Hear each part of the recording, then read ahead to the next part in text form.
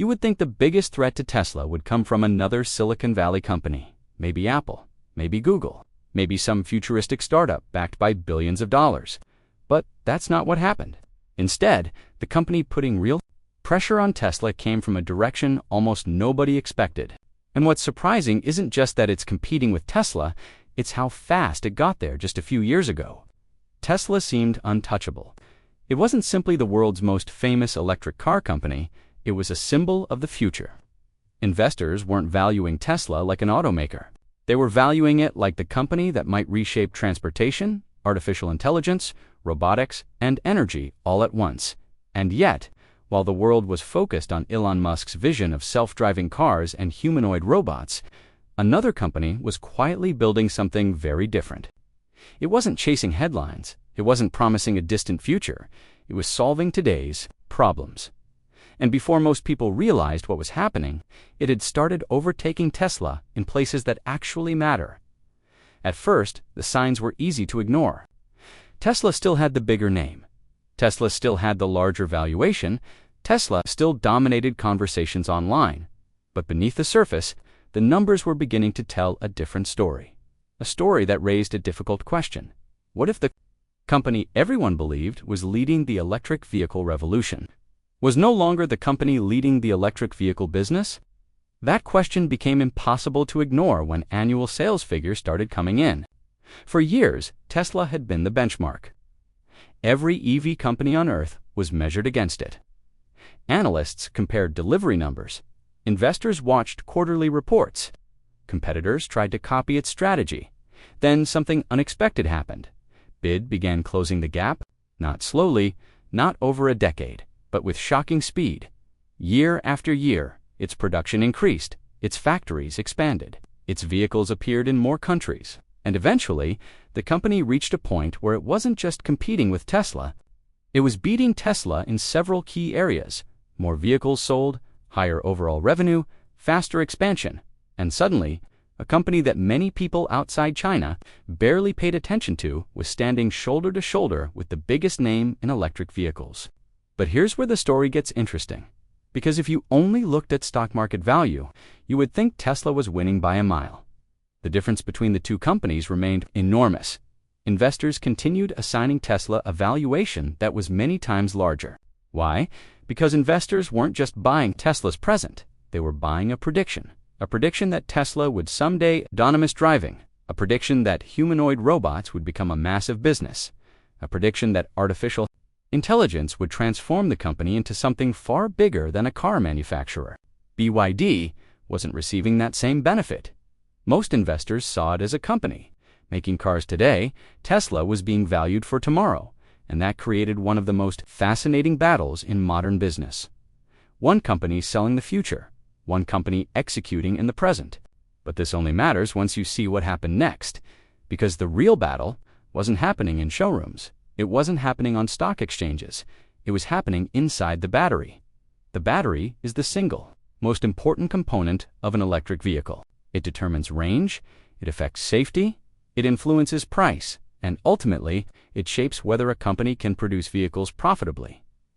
For years, Tesla's battery technology was considered one of its greatest strengths. The company pushed for higher energy density, longer range, and better performance. Its approach focused on making batteries more powerful.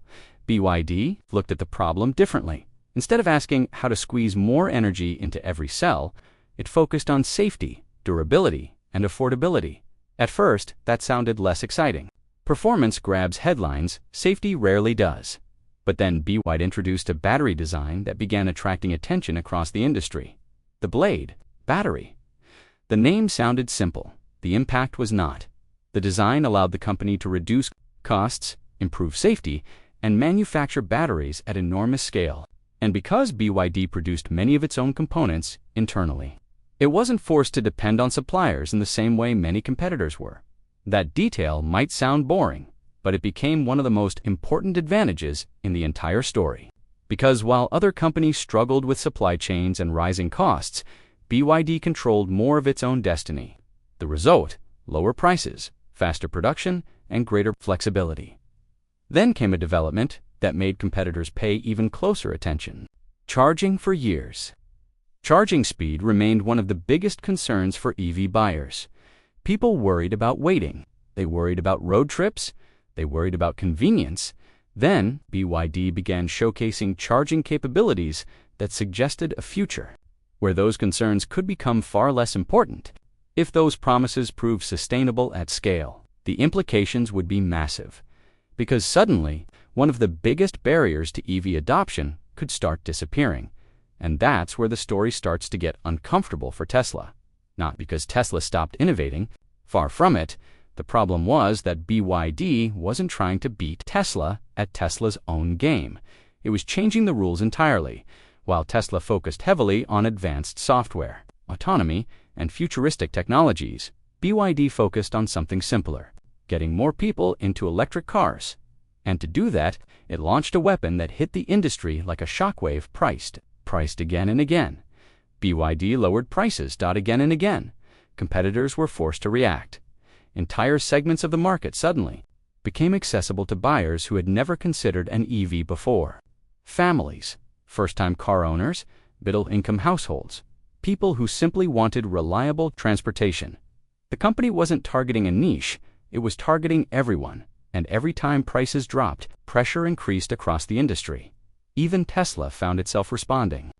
Margins tightened, competition intensified, and what began as a battle between two companies slowly became a battle over the future shape of the entire market. Then came another advantage that many people never saw. Factories. Most people think of factories as giant buildings. BYD thought of them as a competitive weapon. Across China, and increasingly around the world, enormous production facilities were expanding. Some were so large they resembled small cities. Inside them, batteries, motors, electronics, and vehicles were produced at staggering scale. The significance wasn't obvious at first, but scale changes everything. Scale lowers costs, scale improves. Efficiency. Scale allows rapid expansion, and before long, BYD wasn't just selling cars in China, it was building a global footprint. New factories, new customers, country after country, region after region. The company was moving with a speed that surprised many observers, and suddenly another question emerged. What happens when a company capable of producing millions of vehicles each year begins competing everywhere at once? Tesla faced a different challenge. Its lineup remained relatively focused. A handful of major models carried much of the business. BYD took the opposite approach. It flooded the market with options: small cars, family sedans, SUVs, luxury vehicles, performance models, affordable entry-level EVs, vehicles for nearly every customer category. Each approach had strengths. Tesla maintained simplicity and brand identity. BYD maximized reach. Neither strategy was obviously wrong, but together they revealed something important. The two companies were no longer fighting the same battle. They were building two different visions of the future. And that leads us to the most important question of all. What business are these companies actually in? Because if the answer is simply selling cars, then BYD's rise becomes extremely difficult to ignore. But if Tesla succeeds in autonomous driving, robotics, artificial intelligence, and energy storage, then today's sales numbers may tell only part of the story.